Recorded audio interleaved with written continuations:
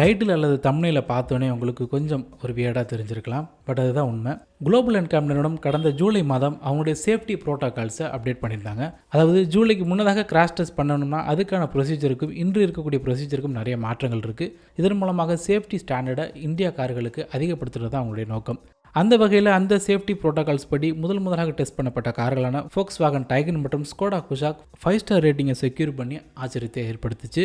அந்த வகையில் இன்று ஒரே நாளில் மட்டும் 3 மாருதி கார்களுக்கான கிராஷ் டெஸ்ட் ரேட்டிங் இன்னைக்கு ரிலீஸ் பண்ணியிருக்காங்க. இந்த 3மே இந்த புதிய ப்ரோட்டோகால்ஸ் படி கிராஷ் டெஸ்ட் செய்யப்பட்டது. அந்த 3 கார்கள் Indian spec Maruti Suzuki Swift, S-Presso மற்றும் Ignis. வெறும் 1 ஸ்டார் ரேட்டிங்கை மட்டுமே போத் அடல்ட் மற்றும் சைல்டு ஆக்குபென்ட் ப்ரொடெக்ஷனில் வாங்கி அவருடைய ரிசல்ட்ஸ் வெளிவந்திருக்கு. இதன்படி ஸ்விஃப்டினுடைய ஸ்கோர் 19.19 பாயிண்ட்டுகளாக இருக்குது. 34 பாயிண்ட்டுகளுக்கு இது அடல்ட் ஆக்குபென்ட் ப்ரொடெக்ஷனுக்கு.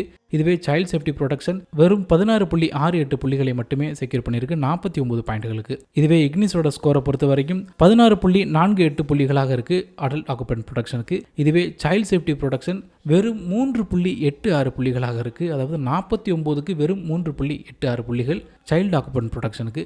S-Pressoவோட சேஃப்டி ரேட்டிங்கை பொறுத்த வரைக்கும் 34 புள்ளிகளாக இருக்குது. இதுவும் சைல்டு சேஃப்டி ரேட்டிங்கில் ரொம்ப போரான 3.52 புள்ளிகள் மட்டுமே செக்யூர் பண்ணியிருக்கு 49 புள்ளிகளுக்கு.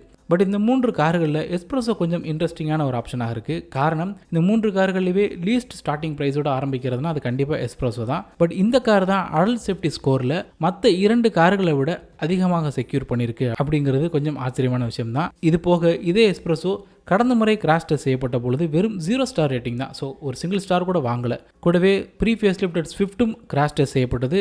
கடந்த முறை 2 ஸ்டார் ரேட்டிங்கை வாங்கியிருந்தது. அதே மாதிரி இக்னிஸை பொறுத்த வரைக்கும் ஆஃப்ரிக்கன் ஸ்பெக் மாடல் தான் கிராஷ் டெஸ்ட் செய்யப்பட்டது. அது இந்தியன் ஸ்பெக்கு கொஞ்சம் சிமிலரான மாடல் தான். அதுவும் 3 ஸ்டார் ரேட்டிங்கை செக்யூர் பண்ணியிருந்தது 2019 கிராஷ் டெஸ்ட்டில். ஸோ இதுலேருந்து பார்க்கும்பொழுது இக்னிஸ் மற்றும் ஸ்விஃப்ட் ரிவர்ஸில் போயிருக்கு. அதாவது 2 ஸ்டார்லேருந்து 1 ஸ்டாருக்கு போயிருக்கு ஸ்விஃப்ட். அதே மாதிரி 3 ஸ்டார்லேருந்து இக்னிஸ் சிங்கிள் ஸ்டாருக்கு போயிருக்கு. பட் S-Presso 0 ஸ்டார்லேருந்து சிங்கிள் ஸ்டார் ரேட்டிங்க்கு இம்ப்ரூவைஸ் ஆயிருக்கு. அதுவும் இந்த புது டெஸ்ட் ப்ரோட்டோகால்ஸ் படி.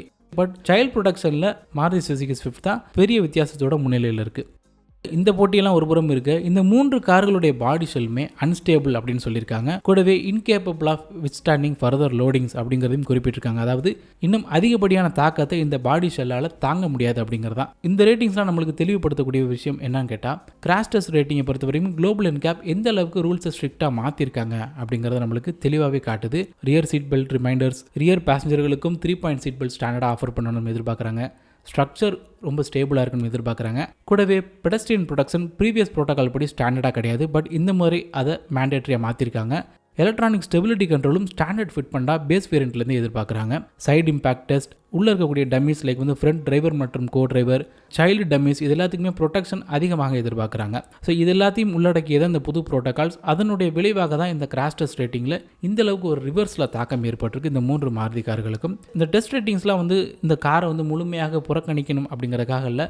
முடிஞ்ச வரைக்கும் எல்லா பிராண்டுகளுக்கும் இடையில் போட்டி இருக்கணும். ஆனால் சேஃப்டியை பொறுத்த வரைக்கும் காம்ப்ரமைஸே இருக்கக்கூடாது அப்படிங்கிறதுக்கான ஒரு மிகச்சிறிய எடுத்துக்காட்டாக தான் இந்த மாதிரியான டெஸ்ட் ப்ரொசீஜர்ஸ்லாம் இருக்குது. இதை பற்றி உங்களுடைய கருத்துக்களை கண்டிப்பாக கமெண்ட் செக்ஷனில் தெரியப்படுத்துங்க. கூடிய சீக்கிரம் இன்னொரு வீடியோவில் பார்க்கலாம். நன்றி, வணக்கம்.